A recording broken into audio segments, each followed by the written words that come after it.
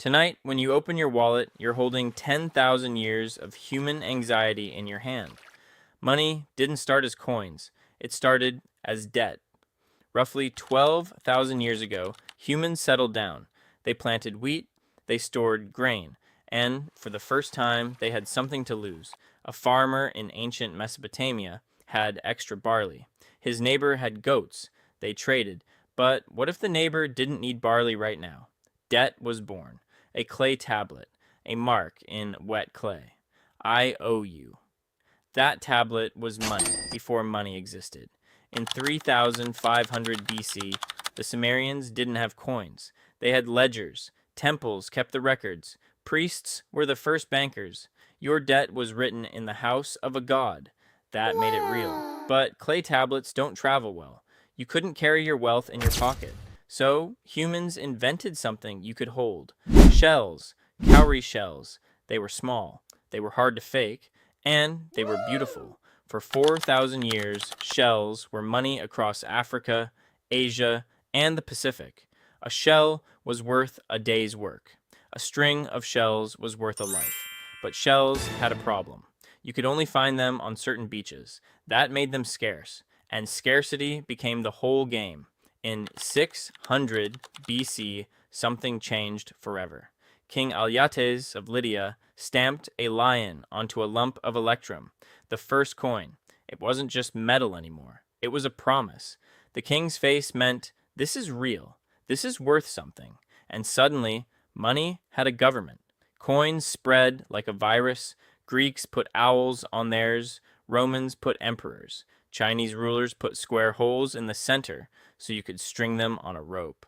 For 2,000 years, coins were the world. But coins were heavy. A Roman soldier's annual pay weighed 30 pounds in silver. Imagine carrying your salary on your back. So, in 7th century China, merchants did something radical. They left their coins at a shop. The shop gave them a paper receipt. That receipt could be traded. Paper money was born. The Chinese called it flying money. It was lighter than air, and it terrified everyone. In 1295, Marco Polo saw paper money in the court of Kublai Khan. He wrote that the Khan could turn mulberry bark into gold. Europeans didn't believe him. They were still counting coins, but Europe had a problem. There wasn't enough silver. The mines were running dry. Trade was choking.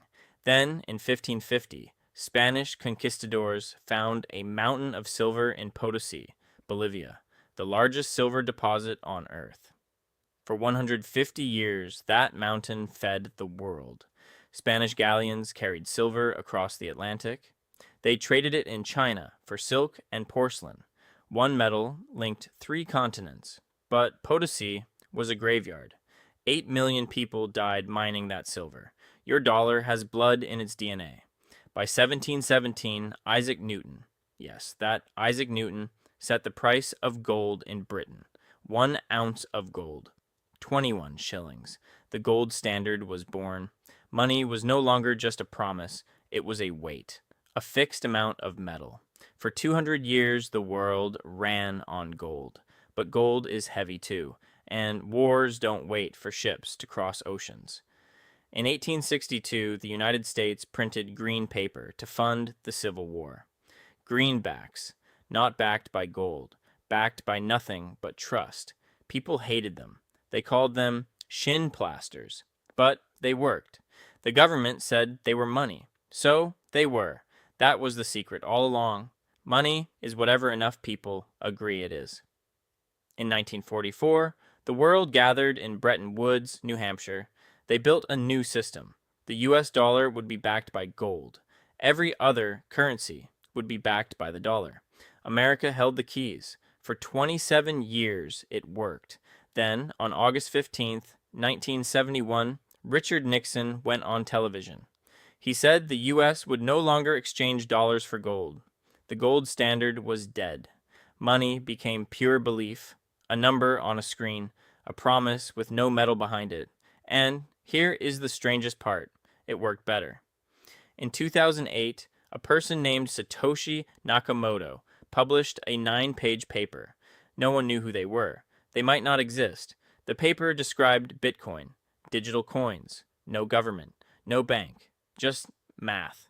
A ledger shared across thousands of computers, trust replaced by code. In 2010, a programmer bought 2 pizzas for 10,000 Bitcoin. Today, that would be worth hundreds of millions. The first real Bitcoin transaction was for pizza. Think about that. Money has been shells and clay and metal and paper, and now invisible numbers racing through fiber optic cables. But the purpose never changed.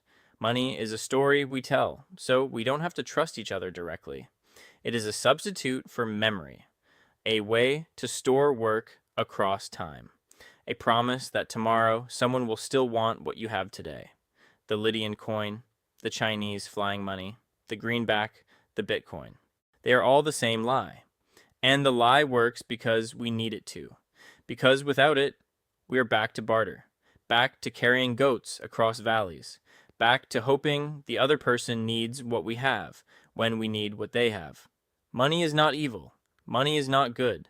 Money is a technology, the oldest social network. And like every network, it only works if enough people log in. So, the next time you tap your phone to pay for coffee, remember, you are not moving dollars. You are moving trust.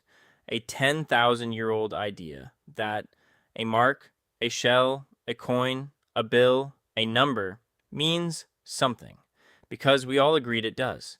And that agreement is the only thing holding the world together.